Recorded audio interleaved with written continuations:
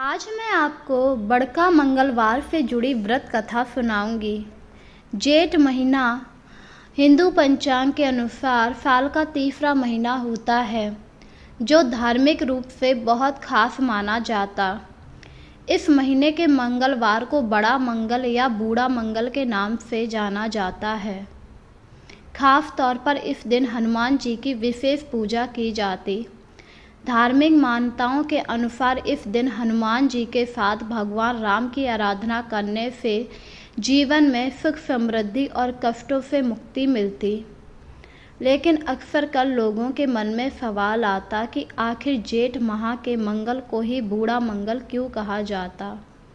इसके पीछे कई सारी कथाएं मौजूद हैं, जिनसे धार्मिक मान्यताएं भी जुड़ी हुई हैं। तो आइए हम आपको उन्हीं कथाओं के बारे में बताएं। जेठ महीने के हर मंगलवार को बड़का मंगल कहा जाता, लेकिन इनमें से पहले मंगलवार विशेष होता है। इस बार जेठ माह का पहला मंगल 13 मई यानी आज है। मान्यता है इसी दिन से बुढ़वा मंगल की शुरुआत हुई थी। इस दिन लोग व्रत रखते हैं, हनुमान जी को भोग लगाते और मंदिरों में भंडारा कराते हैं और गरीबों में प्रसाद बांटते, जिससे हनुमान जी की कृपा उनके ऊपर होती है। इसी दिन राम हनुमान की पहली भेंट हुई थी। अगर पौराणिक कथा के अनुसार बात की जाए, जब भगवान राम माता सीता की खोज में वन वन भटक रहे थे, तब उनकी पहलात हनुमान जी से हुई।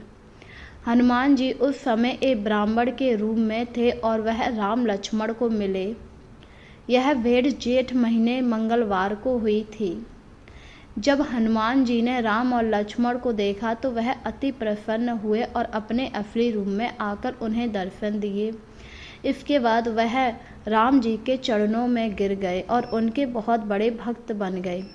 इसीलिए इस दिन को विशेष माना जाता है। इस दिन से ही भगवान राम और हनुमान के अटूट संबंध की शुरुआत मानी गई है। इसके अलावा दूसरी कहानी भीम से जुड़ी हुई है। एक अन्य कथा के अनुसार एक बार भीम मंदार पर्वत पर द्रौपदी के लिए कमल लेने चले गए। वहां पर हनुमान जी बूढ़ी अवस्था में लेटे हुए थे, जिनकी रास्ते में पूंछ फैली हुई थी। इतना बड़ा बानर देखकर भीम पहले तो हैरान हुए और फिर उन्होंने पूंछ हटाने के लिए कहा, जिस पर बानर ने कोई उत्तर नहीं दिया। भीम बहुत शक्तिशाली थे और बहुत जल्दी क्रोध आ जाता, जिस वजह से उन्हें क्रोध आया और उन्होंने कहा, हे बूढ़े बंदर, अपनी पूंछ हटा ले, अन्यथा मुझसे बुरा कोई नहीं होगा।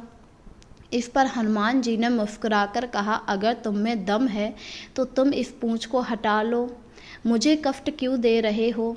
यह सुनकर भीम मुस्कुराए और बोले, ये तो मेरे बाएं हाथ का खेल है, मैं अभी इस पूंछ को हटा देता हूँ। यह कहकर भीम हनुमान जी की पूंछ को हटाने लगे। हनुमान जी की पूंछ हटाने के लिए उन्होंने पहले अपने पहले हाथ का उपयोग किया, पर पूंछ ना उठी। फिर उन्होंने दोनों हाथ से पूंछ उठाई, पर पूंछ नहीं उठी, जिससे हनुमान काफ़ी ज़्यादा हैरान हुए कि आखिर भला ये बानर कौन है जिसकी पूंछ वह स्वयं नहीं हिला पा रहे। उन्होंने कई बार कोशिश की, पर पूंछ को टस से मस ना कर पाए। हिलाना तो छोड़ो, उसे वह उठा भी ना पाए, ना ही उसका एक बाल बांका कर पाए। यह सब देखकर भीम को अपनी गलती का एहसास हुआ और उन्होंने हाथ जोड़कर हनुमान जी से कहा, मुझे माफ़ कर दीजिए, आप जो कोई भी है असली रूप में आ जाइए, मैं हार मानता हूँ। यह सुनकर हनुमान जी अपने असली रूप में आए। भीम ने जब हनुमान जी को देखा तो उनसे शर्मिंदा होकर क्षमा मांगी और कहा, मुझे माफ़ कर दीजिए, मुझसे बहुत बड़ी भूल हुई, मैं अज्ञानतावश यह भूल कर बैठा। इस पर हनुमान जी मुस्कुराए और बोले, मैं तो तुम्हारी परीक्षा ले रहा था। यह सुनकर भीम काफ़ी ज़्यादा प्रसन्न हुए। यह घटना भी जेठ के मंगलवार को ही मानी जाती है। इसीलिए इस दिन को बुढ़वा मंगल कहा जाता है, क्योंकि इस दिन हनुमान जी भीम को बूढ़ी अवस्था में मिले थे।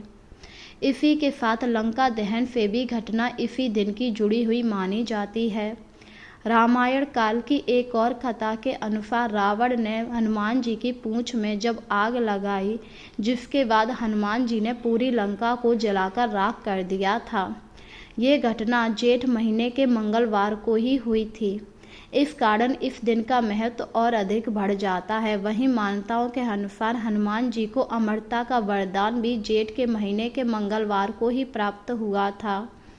वे 7 चिरंजीवियों में एक माने जाते हैं और आज भी जीवित हैं और अपने भक्तों की रक्षा करते हैं। इस कारण इस दिन को बड़ा मंगल या बुढ़वा मंगल के नाम से जाना जाता है।